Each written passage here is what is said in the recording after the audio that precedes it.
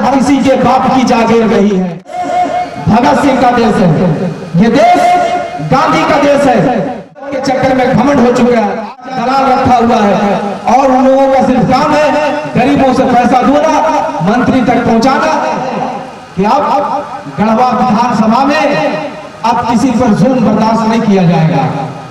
बहुत जुल्म किया गया हमारे गढ़वा विधानसभा के हिंदू मुसलमान सिख ईसाइयों पर, लेकिन उनको पता होना चाहिए कि ये देश भगत सिंह का देश है, ये देश गांधी का देश है, ये देश मौलाना अबुल कलाम आजाद का देश है। यहाँ हिंदू मुस्लिम सिख ईसाई सब मिलकर रहते हैं।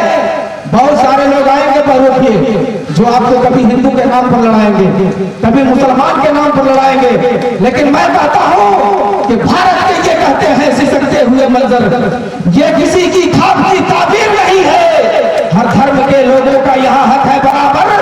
भारत किसी के बाप की जागीर नहीं है, भारत किसी के बाप की जागीर नहीं है। हम लोग सब यहाँ पे मिलजुल कर रहते हैं। हमारी माताएं बहनें यहाँ आई हुई हैं, इनसे पूछिए। अभी कुछ दिन पहले इसी विराट प्रखंड से एक जुलूस निकला था जो चंद दलालों को पाल पाल कर रखा हुआ है। इस वक्त के पूर्व वर्तमान मंत्री हर गांव में 2-2 4-4 दलाल रखा हुआ है और उन लोगों का सिर्फ काम है गरीबों से पैसा दूना, मंत्री तक पहुंचाना और जितना भी यहाँ भ्रष्ट कर्मचारी है सारे लोग पैसा तहसील कर सारे लोग कमीशन पहुंचा रहे हैं। और अभी आई हुई थी कल्पना सोरेन जी मैया समान योजना का प्रचार करने के लिए। मैं बाप बहनों से पूछना चाहता हूँ, क्या सबके अकाउंट में 1-1 हजार रुपया आ गया?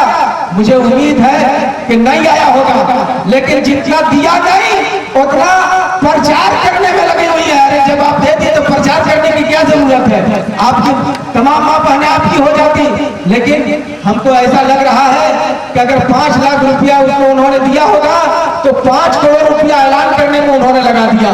मैं तो कहना चाहता हूँ यहाँ के मंत्री से, माननीय मिथिलेश ठाकुर जी से, कि आप क्या गरीबों की आप दर्द समझ सकते हैं? आपको गरीबों का दर्द मालूम नहीं है, इसलिए कि आप इतना लूट मचा कर रखे हुए हैं। आपके पास इतना अन्याय दौलत आ चुका है, आप दौलत के चक्कर में घमंड हो चुके हैं, आप घमंड में आप पागल हो चुके हैं। लेकिन आपको पता होना चाहिए इसी सरजमीन पर एक फिरौन नाम का आदमी था जिसके पास दौलत की कमी नहीं थी, लेकिन जब दौलत के चक्कर में जब वो घमंड में चूर हो गया था तो वहां के लोगों ने उसे ऐसा निष्ठुर नाबूद किया कि आज फिरौन का नाम लेने वाला भी नहीं है। उसी तरह से आप गढ़वा विधानसभा के जनता ने आपने इतना लोगों पर जुल्म कर दिया, यहाँ के लोगों को सबको पता हो चुका है कि आप इतने बड़े जालिम हैं। अभी हमसे पूर्वता में शायद रामगोपाल चौधरी जी कह रहे थे इसी हासनदार के सरजमीन पर एक चौधरी जी का निर्मम हत्या किया जाता है। अभी 1 हफ्ता पहले का माजरा है, डंडई प्रखंड में एक हमारे हरिजन भाई को वहां के प्रशासन द्वारा रखकर और रखने के बाद थाना में रखकर उसे मर्डर किया गया और उसे जलाया गया। यहीं तक महदूद नहीं, बहुत सारे हमारे मुस्लिम भाई, अभी आप लोगों को पता होगा कुछ दिन पहले धुर्की में एक मुस्लिम नौजवान लड़का जो 22 साल का लड़का था, उसे प्रशासन उठा कर ले आता है और ले जाने के बाद बालू के मामला में सिर्फ वो बालू बेचता था। उसका सिर्फ इतना ही था, वो बालू बेचकर अपने बाल बच्चों का भरण पोषण करता था। उसे ले आकर थाना में और उसे भी मर्डर किया गया। और आप लोगों को पता होगा कि यहाँ के लोगों को ऐसे जुल्म कर करके धमकाया जा रहा है। और जब आप उसके विरुद्ध में आप जब जाइएगा, गरीब जनता जब थाना में जाती है तो वही थाना के बड़ा बाबू, वही थानादार आप आंख में आंख मिलाकर बात करता है और आपको डराने का काम करता है। आपसे मैं पूछना चाहता हूँ, कल किसी चौधरी का बेटा मारा जा रहा है, कल किसी हरिजन का बेटा मारा जा रहा है, कल किसी मुस्लिम का बेटा मारा जा रहा है। अरे हम लोग कब तक अपने बाल बच्चों की कुर्बानी देते रहेंगे? इसलिए नहीं कि तुम यहाँ पे आओ हमारे बाल बच्चों को मार मार कर अपने सत्ता को चमकाओ। ऐसे लोगों को हम लोगों ने आज गांधी जयंती के शुभ अवसर पर आज हम लोगों ने संकल्प लिया है कि ऐसे जालिम को जहाँ ये हाजीपुर से 400 किलोमीटर से चलकर आया है, वही हम फिर पुनः इसे भगाने का काम करेंगे। दोस्तों, बहुत सारे वक्ता हैं, बहुत कुछ कहने की बात है, लेकिन मैं बहुत कुछ नहीं कहूंगा। हमारी गढ़वा के विधानसभा भोला भाली जनता जानती है, लोग बहकावे में आकर आज हम लोगों ने उसे वोट दे दिया, 5 साल तो उसने राज कर लिया, लेकिन इस वक्त आने वाला समय में अगर कोई गढ़वा का लाल है, अगर गरीबों का दिल का धड़कन है, अगर गरीबों की बात को कोई सुनता है तो वो कोई और नहीं है, इसी गढ़वा का लाल माननीय श्री गिरिनाथ सिंह जी हैं। आप इनके पास रात में, दोपहर में, किसी वक्त भी अगर आप इनको फोन लगाएंगे, आपकी बात तो सुनी जाएगी, चाहे वो हिंदू हो, मुस्लिम हो, सिख हो, ईसाई हो। इसलिए कि जात की राजनीति नहीं करते हैं, ये जमात की राजनीति करते हैं। अभी कुछ दिन के बाद बहुत सारे लोग आएंगे। इससे भी पहले एक शख्स 10 साल तक इस गढ़वा विधानसभा पर हुकूमत किया, सिर्फ चुटकुला कहता है। अरे चुटकुला से पेट भरेगा? आप बहुत सारे लोग ढिंडोरा पेट रहे हैं विकास का, लेकिन उनको पता होना चाहिए कि तुम जिस स्कूल में पढ़े हो, गोविंद हाई स्कूल में, उसका इतिहास उठाकर देखो। गोविंद हाई स्कूल का बनाने वाला कोई और नहीं है, यही गिरिनाथ सिंह के पूर्वज लोगों ने गोविंद हाई स्कूल का निर्माण किया है। और आप ये जो ये प्रांगण देख रहे हैं, ये खूबसूरत, ये भी हमारे माननीय का ही देन है। और आप लोगों ने क्या किया?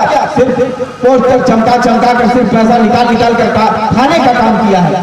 आप सिर्फ ढिंडोरा मत पीटिए, सब जनता जान चुकी है। इसलिए आने वाला वक्त आ रहा है, अगर आप कहीं थोड़ा सा भी मिस किए, हमारी माँ बहनों, हमारे भाइयों, हमारे गार्जियन, हमारे चाचा, हमारे दादा, मैं आप लोगों से हाथ जोड़कर आग्रह करना चाहता हूँ, अगर आने वाले समय में अगर आप थोड़ा सा मिस किए तो फिर वही दर्द आपको झेलना पड़ेगा 5 साल तक। इसलिए हमें और आपको मौका मिला है, और ये मौका कहाँ से मिला है? भारत के संविधान निर्माता डॉक्टर भीमराव अम्बेडकर ने हमें दिया है। ये अधिकार हमारे डॉक्टर साहब ने दिया है, वरना आज हम कुर्सी पर बैठने के काबिल नहीं होते। आप जो आज कुर्सी पर बैठी हैं, आप जो आज कुर्सी पर बैठे हैं, आपको कुर्सी पर नहीं बैठने दिया जाता। ये डॉक्टर साहब का देन है कि आज मैं माइक पर बोल रहा हूँ और आप बैठकर हमारी बातों को सुन रहे हैं। वरना एक दौर ऐसा होता, अगर डॉक्टर साहब हिंदुस्तान की सरजमीन पर पैदा नहीं होते तो हमको ये अधिकार नहीं मिलता। इसलिए उनका ये अधिकार दिया हुआ है कि ये वक्त आ चुका है, एक वोट को हम लोग कीमती वक्त को, चाहे गिरिनाथ सिंह जो छाप लेकर आएंगे, हम लोग इनके चेहरा को देखकर, इनके कैरेक्टर को देखकर, हम लोग इनके एक निशान पर एक वोट को देंगे। हम लोग किसी के बहकावे में नहीं आएंगे। पुनः मैं आपसे आग्रह करना चाहता हूँ, आप सभी आए हुए माताएं बहनें, हमारे सभी भाई गार्जियन, चचा दादा लोग, जितने लोग आप आए हैं, हम जानते हैं कि इनके पास अभी कोई छाप नहीं है, लेकिन आप लोगों ने ये साबित किया है कि गिरिनाथ सिंह हम लोग आप लोग दिल से चाहते हैं। और आज के ये जनसैलाब बता रहा है कि ये आपका सिर्फ कैरेक्टर, आपका ये चरित्र और आपके जो अंदर जो इखलाक और किरदार है, उसी के बदौलत आज हिंदू मुसलमान सब आप पर खुदा है। वरना आज तो लोग रैलियों में 500-500 रुपए लेकर एक आदमी को दिया जा रहा है, फिर भी लोग जाने के लिए तैयार नहीं है। लेकिन ये गर्मी की चिलचिलाती धूप में बैठकर गढ़वा विधानसभा की जनता और मेरा प्रखंड के लोगों ने ये साबित कर दिया कि गिरिनाथ सिंह जी आप आइए, हम लोग तैयार हैं। इसी 2024 में आपको झारखंड के विधानसभा की कुर्सी पर बैठाने के लिए तैयार है। पुनः मैं आपसे आग्रह करना चाहता हूँ, हम लोग सारे लोग मिलकर एक वोट को गिरिनाथ सिंह जी के जो भी निशान आएगा उस पर हम लोग इनको देकर हम लोग इनको विधानसभा भेजने का काम करेंगे। बस मैं इन्हीं चंद शब्दों के साथ अपनी वाणी को खत्म करता हूँ। जय हिंद, जय भारत, जय झारखंड, जोहार, आदाब, सलाम। अब मैं इस सभा को आगे बढ़ाते हुए बड़े भैया आसिफ अंसारी साहब से मैं आग्रह करूंगा कि आएंगे और सभा को संबोधित करेंगे। बड़े भैया आसिफ अंसारी साहब।